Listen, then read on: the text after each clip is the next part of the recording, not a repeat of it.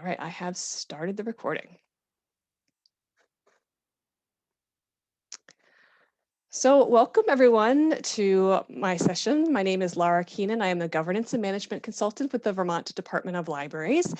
And I decided to do a session at the VLA conference on strategic planning because a large number of library directors and trustees have contacted me over the past couple of months to talk to them about strategic planning, especially, well, it happened throughout the pandemic, but especially now that we're emerging from the pandemic, people were curious about whether or not now was the time to engage in it. And I was always saying, of course. I think you'll hear me say several times throughout this presentation that I feel like strategic planning should be something that is an ongoing process. I don't see it as a one and done sort of thing. I see it as something that you use continuously. So looking at emerging from the pandemic, energized to engage with your community is something that I think is a great thing to inspire us and to help give us some hope and excitement as we re-engage with our public. So my agenda with you today is pretty short and focused, although we'll meander a little bit. I'm going to start with talking about using strategic planning as a context. So if you already have a plan, you can use it as a context for looking towards the library's future, but that goes the other way too, thinking about the library's future and then using that as you build your strategic plan. So it goes both ways, talking a bit about the COVID-19 pandemic and the future of libraries, what we've learned and how we can use that as we think about moving forward. And then also thinking about strategic planning as a way to meaningfully engage with your community. If you've heard me talk before about strategic planning, you know that for me, community engagement is an essential part of what libraries do. And I believe that strategic planning can be part of that process.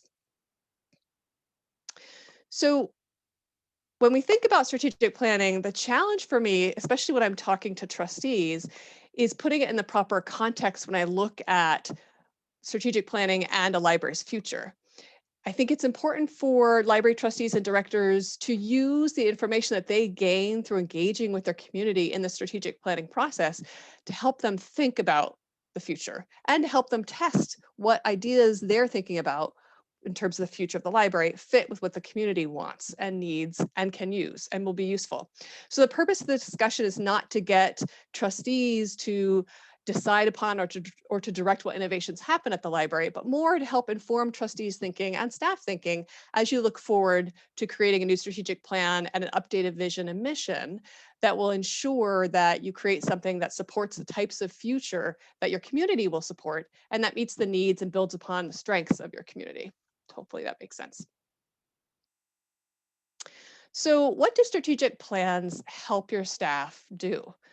Well, they definitely help staff think about what programs and services to offer. Absolutely. They help you and the staff evaluate the effectiveness of what's being offered. It helps guide the advocacy efforts of the board and the staff, helps keep your library relevant. Sometimes it can help with grant applications. And so basically it helps with everything.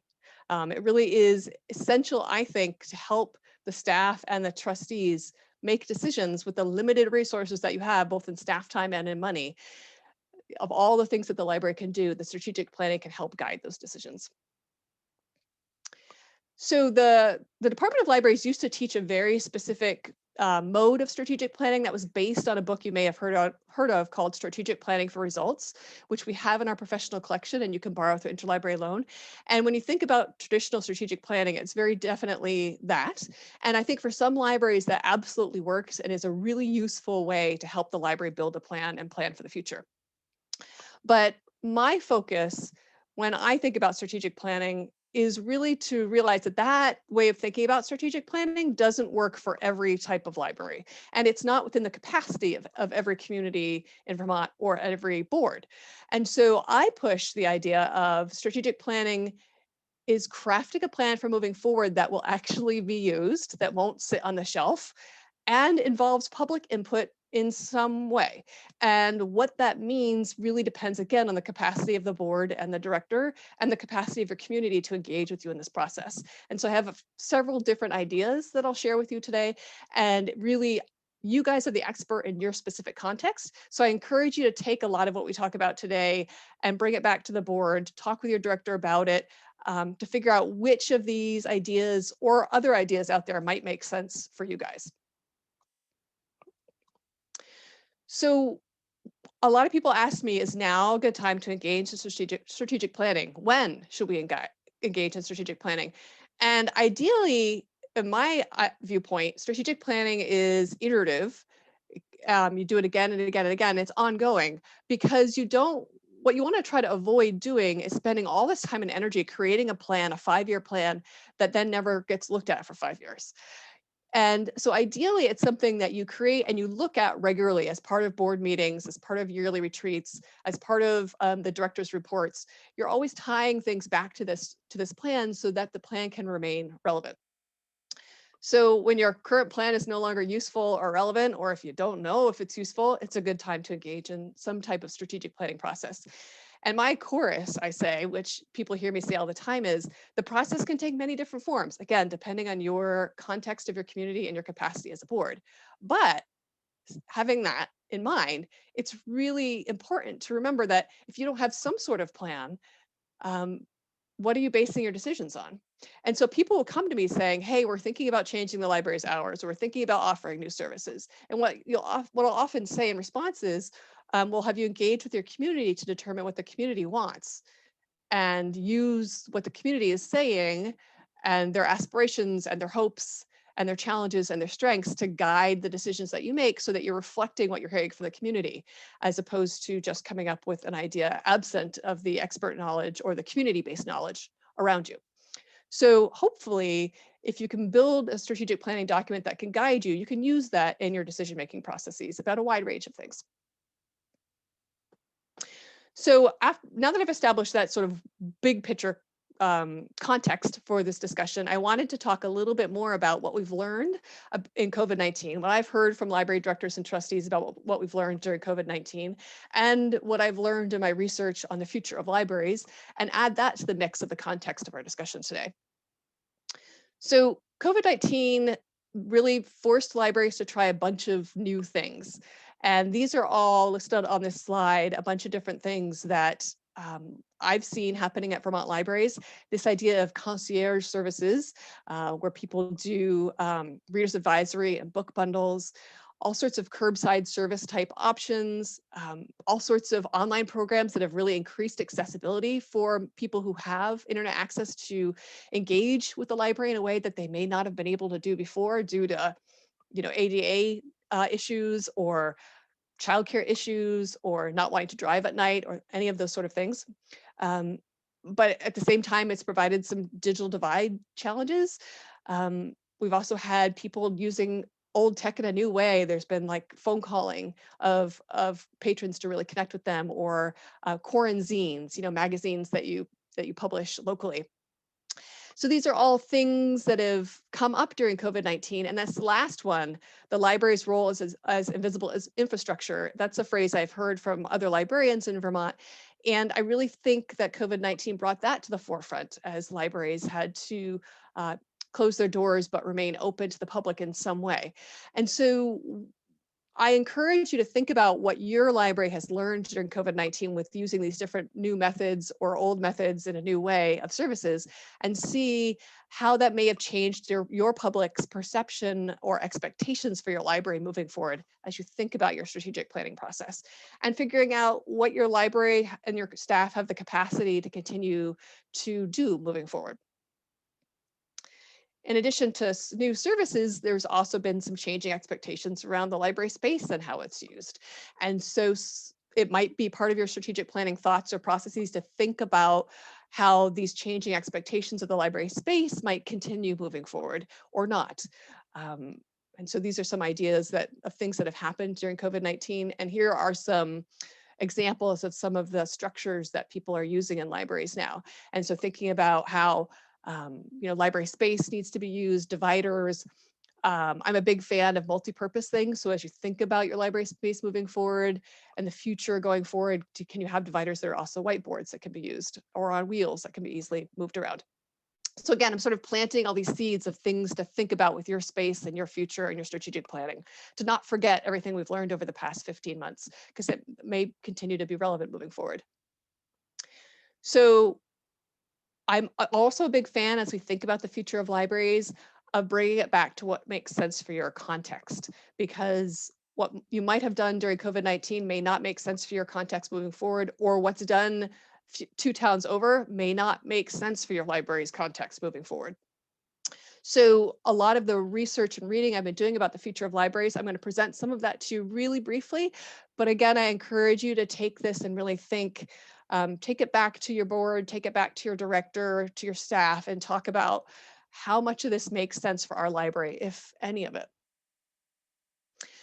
So when we talk about the future of public libraries, the idea of the library as a community hub, you've probably heard before, and as a community connector, but that continues to be a strong theme throughout my entire time here at VTLib. Libraries can come back to me and say, we really are a community hub, and that was one of the biggest challenges in COVID-19, is continuing to be that community hub when our doors had to be closed. But in thinking about that, we are also thinking about libraries as they move forward into the future, have to provide access to all sorts of new types of resources and programs and services and technology and community building, all of these things. And again, thinking about what's out there and what makes sense for you in your space and with your staff and your money. But again, it all comes down to, how do we alter the look and feel of the library in a way that meets the expectations and the needs and the strengths of our community, given our limitations. So I have a couple articles that I'm going to briefly talk about that I'll make these slides available with VLA after this, so that you can click on these links. But I feel like these articles really, even though they're a little old at this point, the themes that they're talking about are still incredibly relevant moving forward.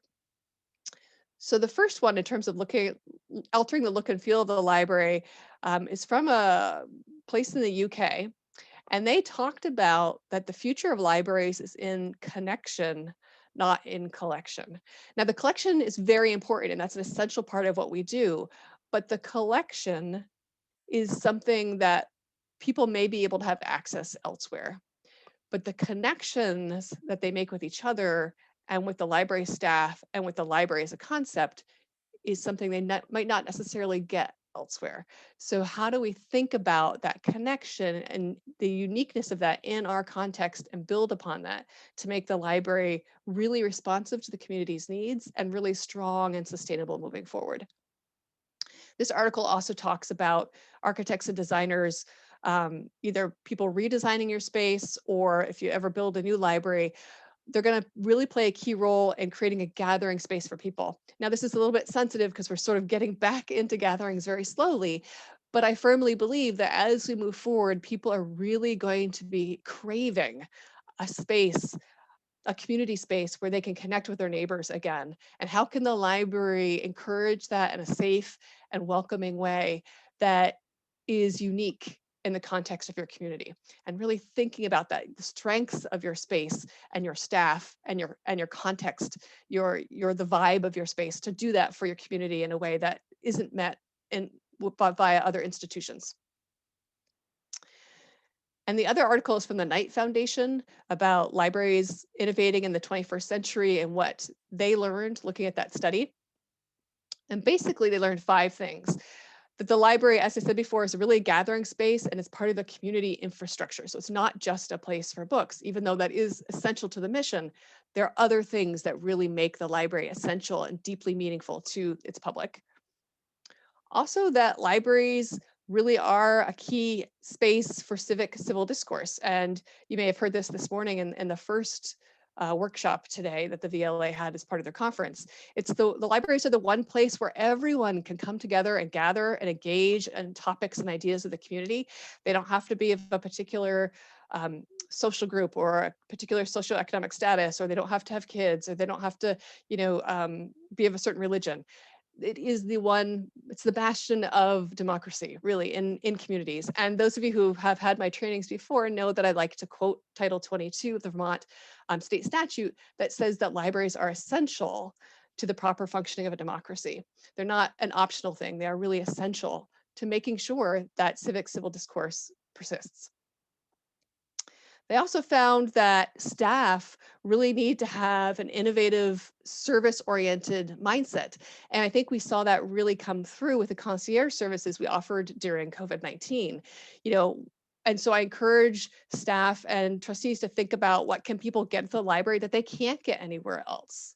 What is it that's unique about the library, and how can you capitalize on that and really use that to grow in the strengths of your library and your community? And libraries, as you know, are places of innovation and collaboration and admitting mistakes and trying again and being really creative. And so they need to keep that forward thinking, innovative mindset to remain sustainable. And then because libraries are these connectors and innovators and resource experts, they can help with projects. They can help bring the community together to generate new ideas, be stewards for information, and gather a diverse group of people together to serve the community's needs and to build on the community's strengths in a very unique way. All right, so as you think about all of those things, I always get this question, um, is this mission creep or is this mission central?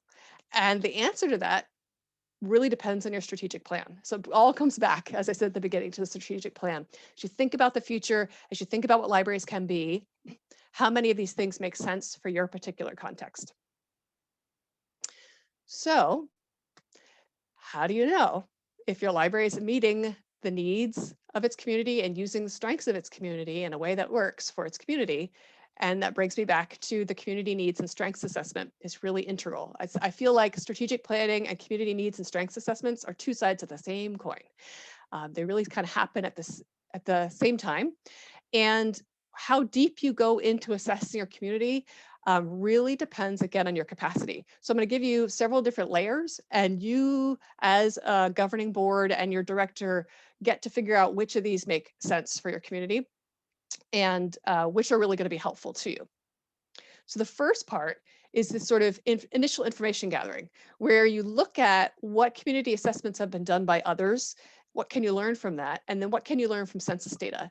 And for many libraries, this will be where they go. They start here and they end here. They gather up what's been done in the community. They realize a lot of other community organizations have done assessments, and they gather that up, figure out what they can learn from that, and create some guiding statements or some goals and steps based on that. And then they try that out over a course of a couple of years and assess that. And that's how their strategic planning process goes. And some groups do that, some boards and directors do that, and then go a little bit further. Again, it depends on what's going to work for you. So looking at what other groups have done, has your town done a town plan within the past few years that you can use? Even if it's an older plan, I encourage you to look at that as part of your information gathering, because the closer you can tie your library strategic plan to your town's plan, the easier it might be to ask for funding, because you are tying your goals to the overall goals of your community. Has any other sort of nonprofit or civic organization or religious organization done some sort of needs assessment? And would they be willing to share what they found with you? Even just approaching them and asking that question is a little bit about community engagement, and it's tying the library to more deeply to other organizations in your community in a way that serves multiple purposes. Not only information gathering, but your relationship building, which is an important part of what libraries do. And really looking at, as you gather, what did they learn that you can build off from, so you're not starting from scratch or reinventing the wheel, as is often said. And then also looking at census data. So we just got through the 10-year census, and you remember there are very few questions based on that. But the American Community Survey happens every 5 years, and it's a data sampling, and they ask a lot more questions. If you've never looked at the American Community Survey, I highly suggest you look at it, because there's some really funky stuff in there. And if you'd like some help analyzing that data or figuring out how much of that makes sense for your community, I highly encourage you connect with Michael Mosier, whose information I have on this slide. He works for the UVM Center for Rural Studies. He's a data nerd like I am. He loves this stuff. And he's really good at helping take data and transforming it into meaning. So I encourage you to reach out to him. He loves talking with librarians. And so you may sort of look at other community assessments, look at census data, as I said before, and then compile that as a board and figure out what you want to have your goals or your guidance statements are based on just that. And that may work perfectly. That is a level of community engagement that may be perfect for your community. Or you might want to go a little bit deeper and do what I call well, I don't call this, I now say turning outward. It's based off the Harwood Institute, which I got some training on. And they worked with the American Library Association to create the Libraries Transforming Communities curriculum, which is about engaging deeply with your community in meaningful discussions to figure out how the library can help the community meet its aspirations, its needs, its goals for the future. And it's all about sort of using our expert knowledge as library folks and pairing that with the community-based public knowledge and using that community-based public knowledge to guide our decisions and to guide our plan. And it's a very iterative process. So you sort of turn outward, engage your community in conversation, uh, summarize what you've heard, and then engage with them again to test what you heard to make sure that's what they meant. And then over time, engaging with them to help implement your plan. And I encourage you to look up the Library Transforming Communities workbook. We have it on our website linked, but it's also out there in the internets, and it's free. You can download it, and it really is a very helpful guide for diving deep with your community on what the community wants, what it needs, and how the library can assist with that. But one of the pieces of doing this is to look at all the groups that exist in your community, all of the places people meet, and really systematically break that down to figure out what are all the different people, places, institutions, assets in your community, and how is the board connected to each one of those, and which ones is the board not connected to, and how can the board get itself connected to those in some way so that you really can talk to people from all different parts of the community in some way. And in that way, not only are you doing a deep community engagement, but you're building advocates, you're tying people to the library. So this process sort of not only is helping you figure out what you want to be in your strategic plan, but it's serving a multitude of purposes. It's really getting you outside the library, focusing on the community at large, and really helping to remind you that the people that you serve in your community are not just the people who come into your space. And as you do that, the questions that you ask really depends on who you're engaging with and in what way you're engaging with them, but also your capacity for engagement again, and your community's capacity to engage with you. It's like my chorus, I keep saying this over and over.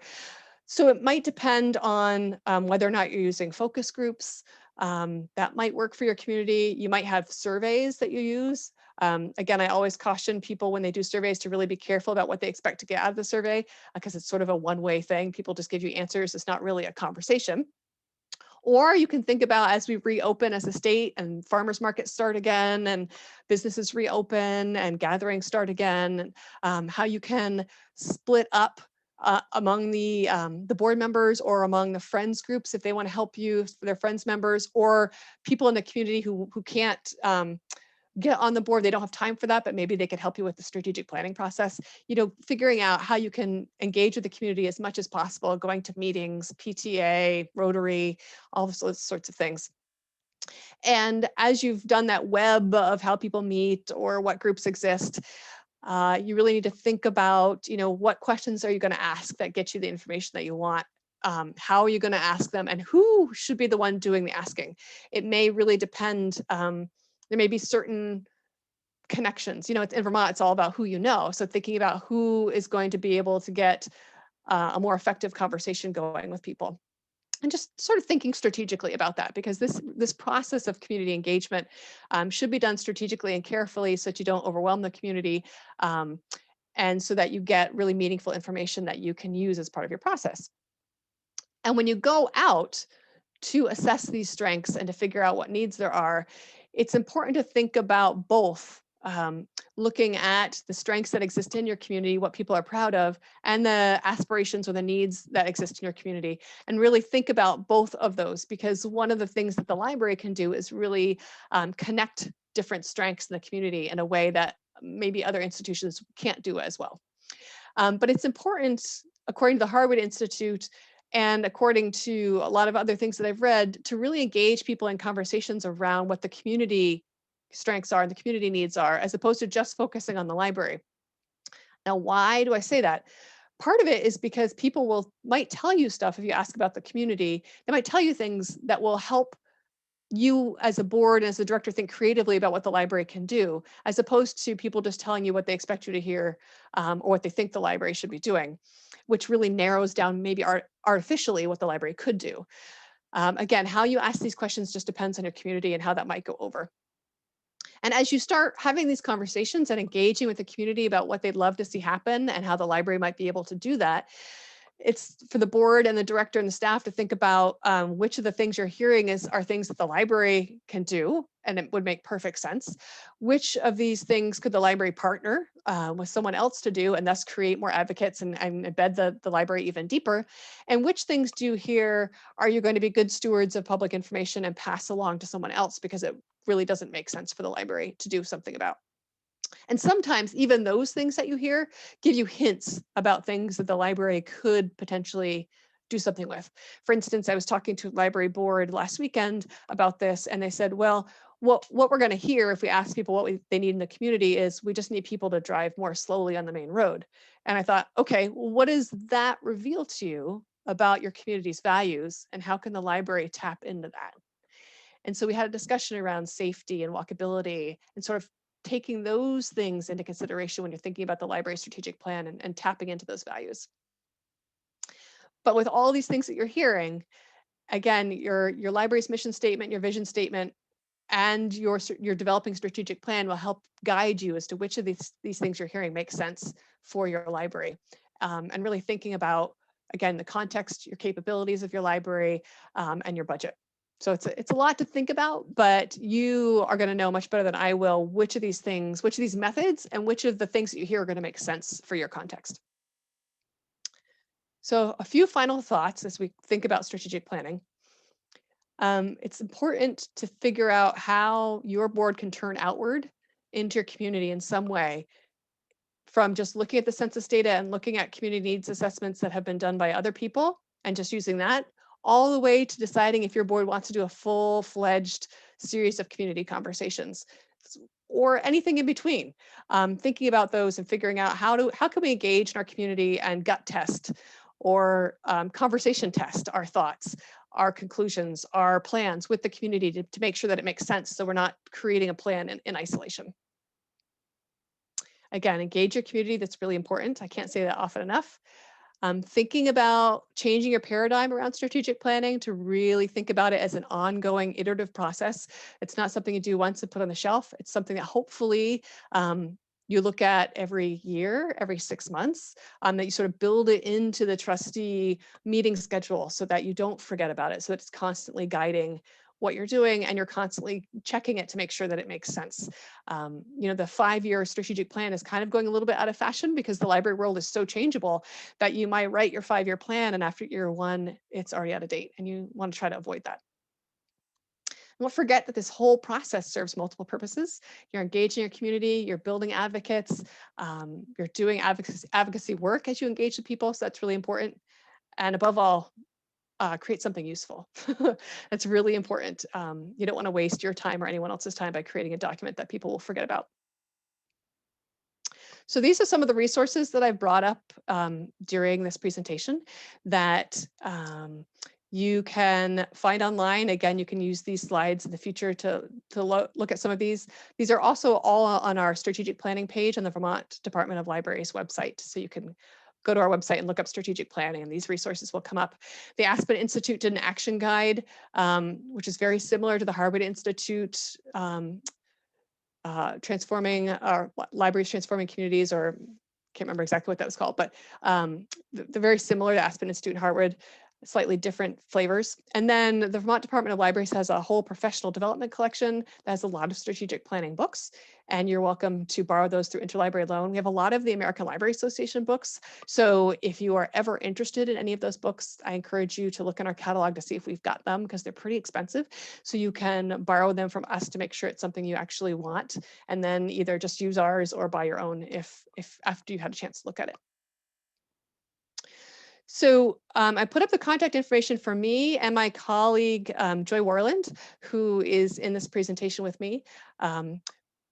Because as you may have heard, I am leaving the Department of Libraries at the end of this week. And so Joy Warland is amazing. And so if you have questions moving forward, I highly encourage you to connect with her. So that was me going at warp speed through my presentation. And I wanted to leave plenty of time for questions. And I see that Joy has been putting some great resources in the chat, and Kevin as well. So I would like to open this up for folks to either unmute themselves and ask questions or put questions in the chat, or anything you'd like me to talk more about, any questions you have. You can also use the raise hand feature.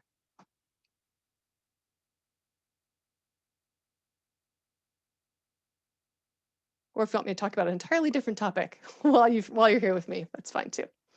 Amy, I see your hands up. Go ahead. Thanks. I know you get asked this question a lot, but I know you can't recommend people, but I guess I'll put that out there to everyone. I would love for our library to do a strategic plan, and we're going to do one, but I need help. So if there is a professional that can be hired to do that, I'd love to hear what people have done. I know the Department of Libraries can't necessarily recommend anyone, but I know other libraries are asking the same question. So that's out there. Help. Yes, I absolutely hear you. And I know that other libraries have done strategic plans. And so I always encourage, if your library is about to engage in a strategic plan and really wants a guide, to hire a guide to help you, that you post the question on the library listservs and ask folks to recommend, other librarians to recommend who they've used and talk about their experience with you.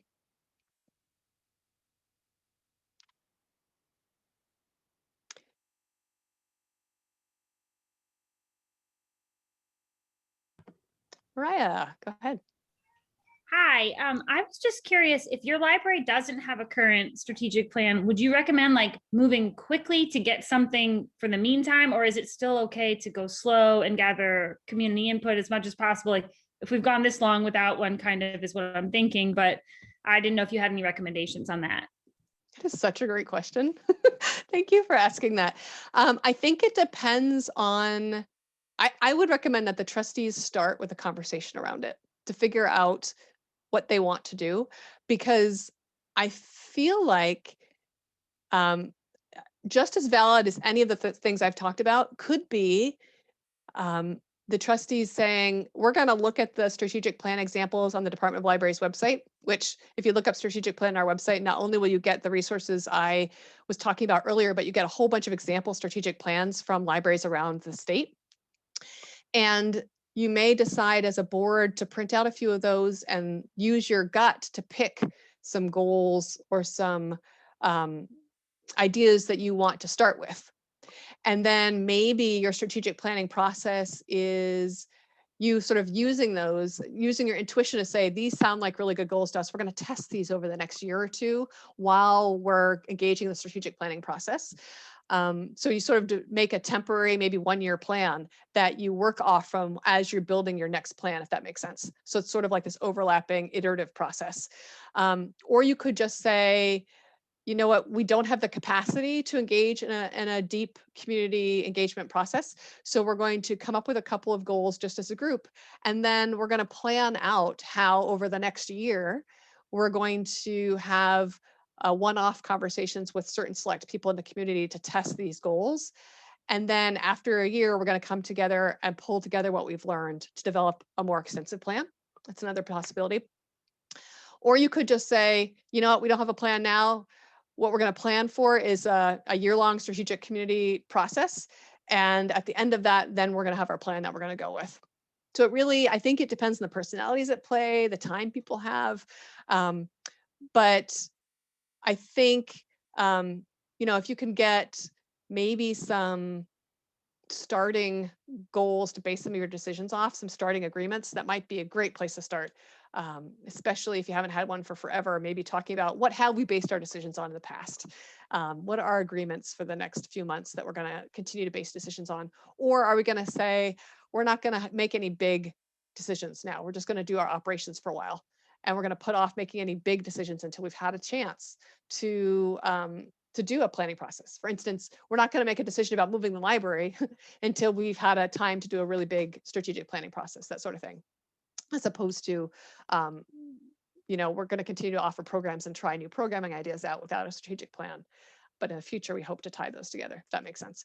I mean, the idea of having a plan to help you make decisions really, especially if you've tied that plan to specific things you've heard from the community, is that it makes it potentially easier to ask for funding moving forward. Because then you're asking for funding tied to something that you want to offer that is tied to something that the community said it needed. And that can be a little bit better of an argument than just asking for funding because you came up with this idea. Yeah. That's so helpful. Thank you. I like it. Make a plan to make the plan. I like that. Right. Absolutely. Bob, go ahead. Hi, this is actually Laurel Stanley. I'm a trustee at the Athenaeum with Bob Jolly here. So my question is, how specific should a plan be? I have problem with strategic plans that are so general, you know, we're gonna help make our community better. So, you know, they're very general comments, or they're things that you're already doing and you know how to do. So how do you write a plan that is specific enough to, you know, look forward? Or how specific should it be? Well, as is oftentimes the case with me, my answer is it depends. Because there are some libraries where those general statements that you're talking about work perfectly, and they really like them, and that's what they want to use. And there are some libraries where they want more specific goals and steps and outcomes and measurable SMART goals and that sort of thing. And so I think it comes down to the board having a conversation with each other about what sort of plan do we want? What's going to be most helpful to us and our director and our staff? And looking at some examples of different types of plans that show those. And we have several different types of plans on our website. Some of them are very specific, some of them aren't. And having a conversation about example plans and figuring out which of these do we as a board want. And if you want a plan that's very detailed and is more what some people might think of as a more traditional plan, then, you know, that strategic planning for results book that we have in our professional collection can actually help walk you through how to do that. And you can decide as a board how specific you actually want to get, keeping in mind that the more specific you get, the more time limited it should be, because if you have very specific outcomes and you put in 5 of them in your plan and you make it a 5-year plan, what happens if your library gets all of those done in the first year? What do you do? So it's, you know, sort of building in, not only do you want to build a plan that meets your needs, but you want to build in a check-in or evaluation process on that plan as part of the plan, if that makes sense. Yeah, so it's, so talk with the board, figure out which makes most sense for you guys, and then look at some resources like strategic planning for results that can teach you how to go about doing that. And you can make it as involved as you want it to be. You can do what's called a SWOT analysis if you want. You can do, you can gather a whole bunch of data and use that to really inform how you write your goal. And some of it will be the board talking with its director. So you guys and Bob really talking about what are your priorities. You know, you could have 10 goals, but if you have a 2-year plan and 10 goals, how reasonable is that based on how the limitations of your budget and your staff, and really just being very honest about all that. And then if you think 10 goals is too much for 2 years, how are you going to prioritize? Which goals are you going to prioritize and why? And having a conversation about that. Hopefully that makes sense. Thank you. That was great. Mm-hmm. I tend to be a little bit vague about some of these things because I don't know the players, right? And so any particular process I could give may or may not be helpful based on the players on your board and how big your board is and what your priorities of your community are and that sort of thing.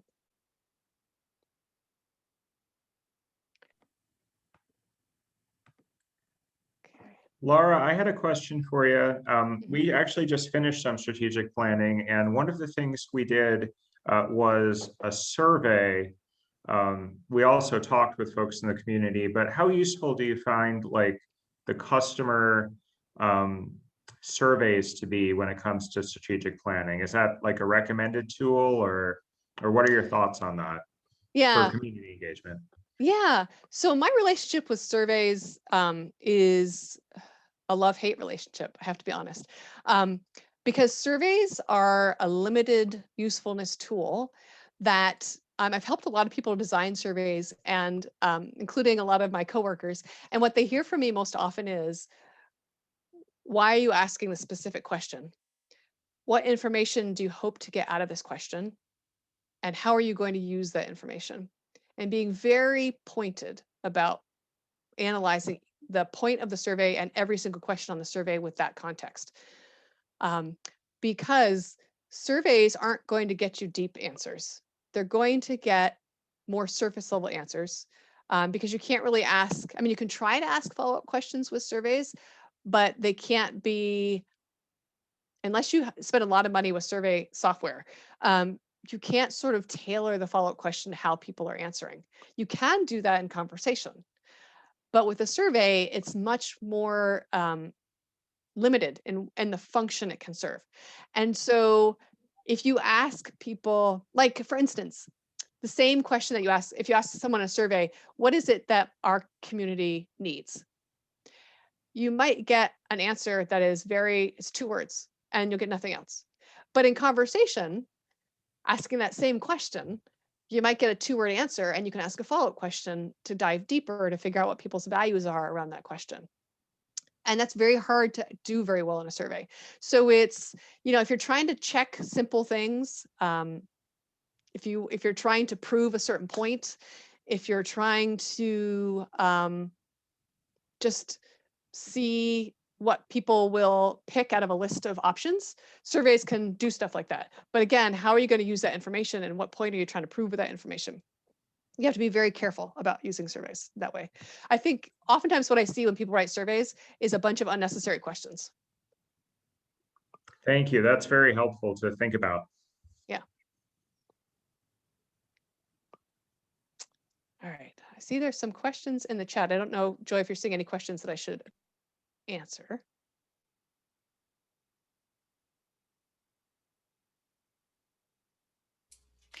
I do not. This is Joy. And I just wanted to say, this isn't a question, but I just want to express appreciation for, especially at the beginning of your talk, you made strategic planning seem so much more doable and like sort of flexible. And it doesn't have to be this one thing that's kind of intimidating to do and might end up actually with a tool that's not as useful as if you are a little bit more nimble with it. And so I just really appreciate that from someone who's tried to do it and gone through the book and the training, and which can work, as you said, but it's just really nice to have someone share other options. So thank you for that. Mm-hmm. There have been a number of times when I've done a board training with people about strategic planning where I sort of do this quick talk, and then we start talking as a group, and we come to a plan for how to do strategic planning that doesn't look like anything I've talked about, but the options I've given have helped people creatively think about what might actually work for them. So I really highly encourage you to sort of take everything I've said, talk with your board about what makes sense for us, really. And it can be so flexible. It can take so many different forms, as I said. And if you allow the process to intimidate you enough that you don't engage in it, that's not very helpful either, because then that doesn't get you to the point where you have a guidance document that helps shape the decisions that are being made. It's amazing how having that guidance document can really help when times get tough, can really help you make the tough decisions when you're trying to figure out where the money goes. And I saw the comment in the chat about collecting a bunch of different strategic plans, and I would love to do that. I love looking at strategic plans because I'm a total nerd about that. But yeah, it would. At one point, I know the department was going to collect a bunch of strategic plans, and that may happen again in the future. But I encourage folks, especially if you're thinking about going to do strategic planning, Oftentimes I'll find them just by typing in Vermont Library Strategic Plan, and a whole bunch of Google results will come back, and you can really look. A lot of libraries publish them on their web pages, and I highly encourage you, if you've got one, to do that, because it helps funders, it helps donors, it helps the select boards really look at what your guiding statements are. But it also, libraries are really good in Vermont about sharing their knowledge and learning from each other, and so it's a way for you to contribute to that knowledge share. In ways that happen every time librarians meet or every time we bring people together. It's one of the things I love most about libraries in Vermont.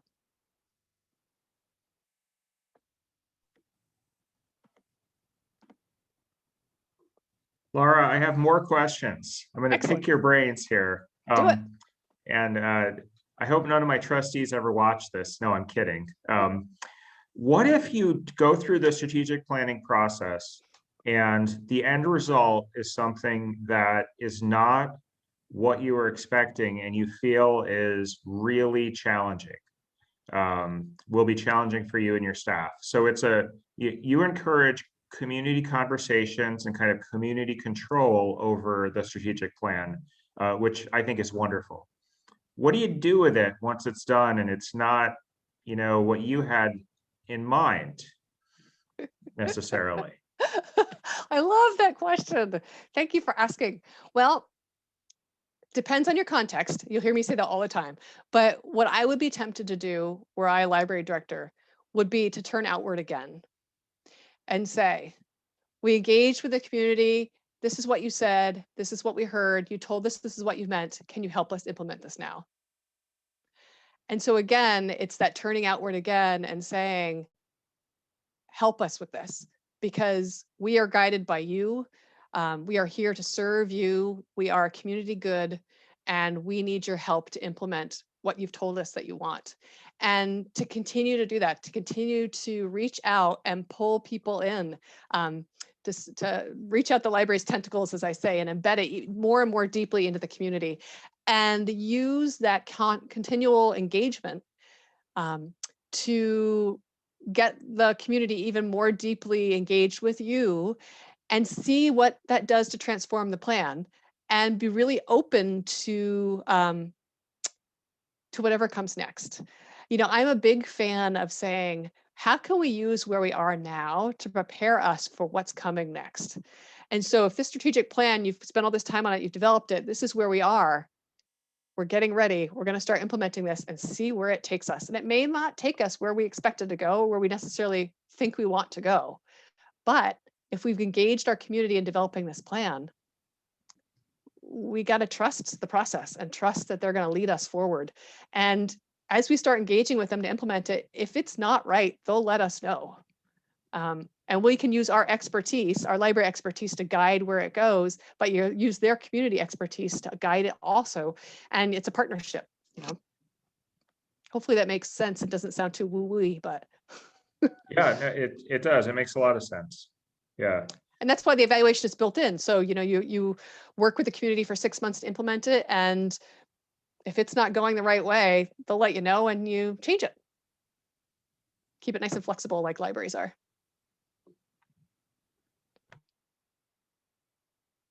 So other questions? We have a few more minutes. I was planning to go until about 2:55 today.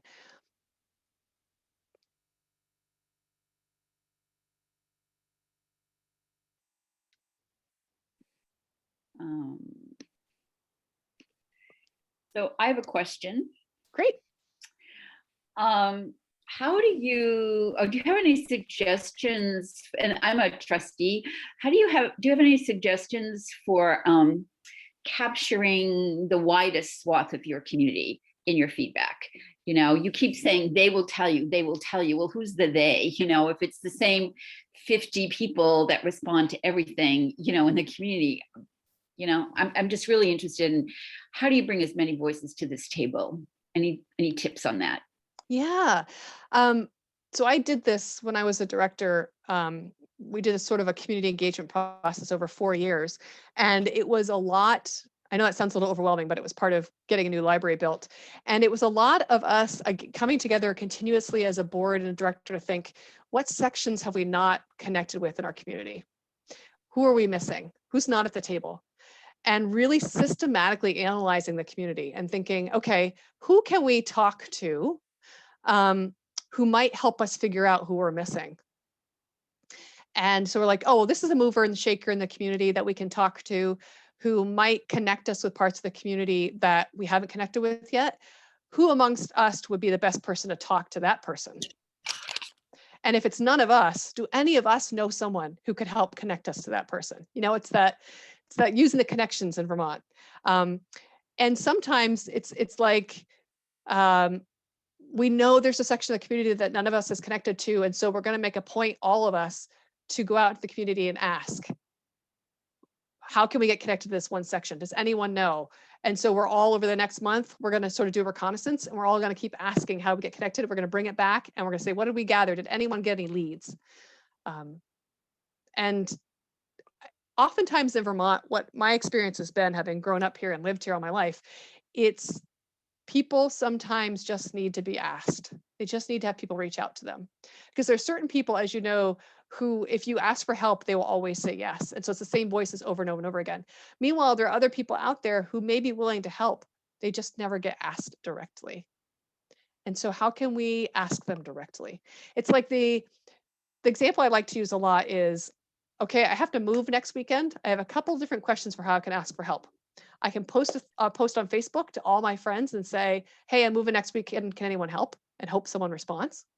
Or I can say to John, hey, John, you have a truck. Can I use your truck for 2 hours on Saturday to help me do something? John would have never spoken up with that big post. But because I go to him directly and ask him for help and engage with him in conversation, it's easier for him to say yes and engage back.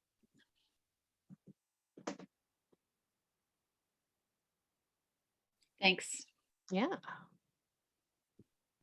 I'm not saying any of this is easy, but it does take effort and a lot of really systematically thinking, sitting down and thinking and going through this. It takes effort, absolutely. But like I said before, the effort serves multiple purposes. It's not just strategic planning. You're also doing advocacy work when you reach out. You're also building people to be connected. You're building connections with people and helping them to become more emotionally involved with your institution. So it's an effortful process, but it sort of has these ripple effects that can really help the library, strengthen the library sustainability on the long term. So Lara, one of the other things that you've really helped a lot of us learn about is the distinction between the director role and the trustee role. And obviously strategic planning is things that both do, but what if what if there's some reluctance on the part of the trustees to engage with it, and you're the director and you have a lot of ideas, and do you have any advice for directors to sort of coax them into that world a little bit more? Yeah. Again, I think it depends on the personalities of the people on the board. But it is an essential trustee duty to engage in strategic planning as the governing board of the library. And they are many, whereas the director is one. And so I think it's really, I would encourage directors to really get the trustees to engage as a partnership. You know, everything that the director and the trustees do is a partnership. And so to really call upon that and go, I really need your help. You're my governing board, you're my guiding folks. How can you help me engage in this process in a way that works for you? How can we use your strengths to help the library become stronger? And really try to connect with them on an emotional level. I mean, obviously they're on the board for a reason. So can you as a director think about what is important to each one of these trustees and how can you tap into what's important to them to get them to want to help you with this really vital project? If it's, you know, talking to them about legacy planning, or if it's talking to them about how we can make the library more meaningful for kids, or, you know, whatever it is that's important to them, and speaking to them.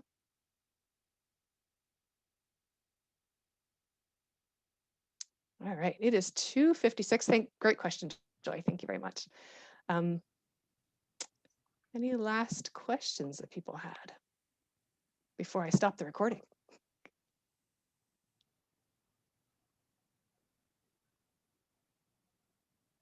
All right, I'm going to stop the recording.